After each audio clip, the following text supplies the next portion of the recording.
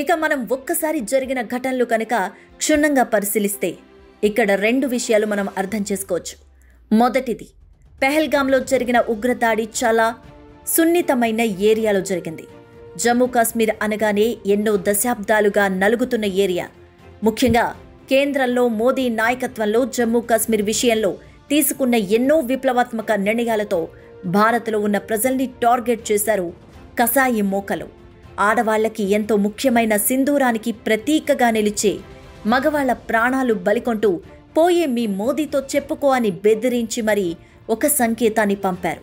అయితే ఆ తర్వాత మోదీ రియాక్షన్ ఎలా ఉంటుందో చూసి తోక ముడిచేశారు.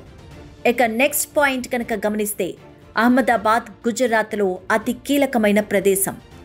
గుజరాత్ అనగానే ఇక్కడ ప్రాతినిధ్యం వహించేది ప్రధానమంత్రి నరేంద్ర మోదీ.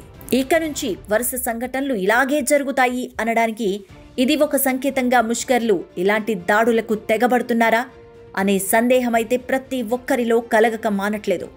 ఒక్కొక్క రోజు గడిచే కొద్దీ దానిలో బయటకు వస్తున్న కీలక విషయాలు ప్రతి ఒక్కరిలో అనుమానాన్ని రేకెత్తిచ్చే విధంగా ఉన్నాయి.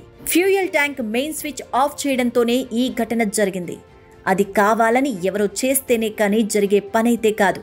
ఇక్కడ ఖచ్చితంగా ఈ విషయాన్ని అయితే చెప్పచ్చు. ఈ నెల 15 వరకు టర్కీ సంస్థ గ్రౌండ్ లెవెల్ టీంలో వర్క్ చేసింది.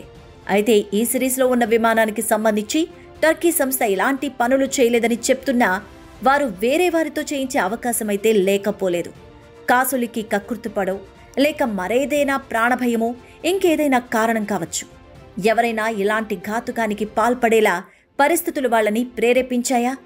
ఇక రోజులు గడిచే కొద్దీ దర్యాప్తు అధికారులు కూడా ఈ కేసులో ఇన్వెస్టిగేషన్ను వేగవంతం చేస్తున్నారు.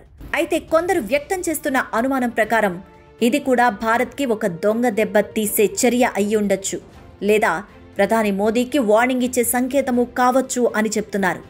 ఒకవేళ ఇలాంటి కుట్రలకి కనుక పాల్పడితే ప్రధాని మోదీ రియాక్షన్ ఎలా ఉంటుంది? అసలు శత్రువులు తట్టుకునే సామర్థ్యం వారికి ఉందా? ఆల్రెడీ పెహల్గాం ఉగ్ర దాడి తర్వాత ప్రధాని మోదీకి కోపం వస్తే ఎలా ఉంటుందో చూపించారు. అలాగే ఈ విమాన ఘటన వెనుక కూడా ఏదైనా కుట్రకోణం దాగుంది అని తేలితే మాత్రం ప్రధాని మోదీ సహిస్తారా? అసలు భరించగలరా? ఖచ్చితంగా ఆ తర్వాత ప్రధాని మోదీ రియాక్షన్ ఏంటో అందరూ ఊహించే ఉంటారు.